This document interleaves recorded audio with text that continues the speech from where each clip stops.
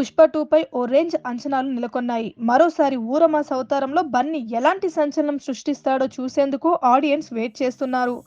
పుష్ప వచ్చి 2.5 ఏళ్లవుతుంది. ఆ తర్వాత పుష్ప 2కు సంబంధించి కేవలం ఫస్ట్ లుక్ పోస్టర్ మినహా మరో అప్డేట్ షేర్ చేయలేకపోవడంతో అసహనం వ్యక్తం చేస్తున్నారు ఫ్యాన్స్. కొన్నాళ్లుగా ఈ మూవీ షూటింగ్ జరుగుతుంది. కానీ ఇప్పటి వరకు అంతగా అప్డేట్స్ రాలేదు. కానీ ఈ మూవీ గురించి ఎప్పటికప్పుడు కొత్త రూమర్స్ మాత్రం నెట్టింట చక్కర్లు కొడుతున్నాయి. తాజాగా ఈ సినిమా గురించి ఓ ఆసక్తికర అప్డేట్ బయటికి వచ్చింది.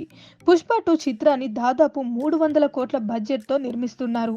అయితే లేటెస్ట్ వినిపిస్తున్న సమాచారం ప్రకారం ఈ మూవీకి సంబంధించి ఓ కీలక ఎపిసోడ్ షూట్ చేశాడట. ఇంటర్వెల్ బ్యాంగ్ లో వచ్చే ఆ ఎపిసోడ్ కోసం నిర్మాతలు భారీగా ఖర్చు చేసినట్లు సమాచారం.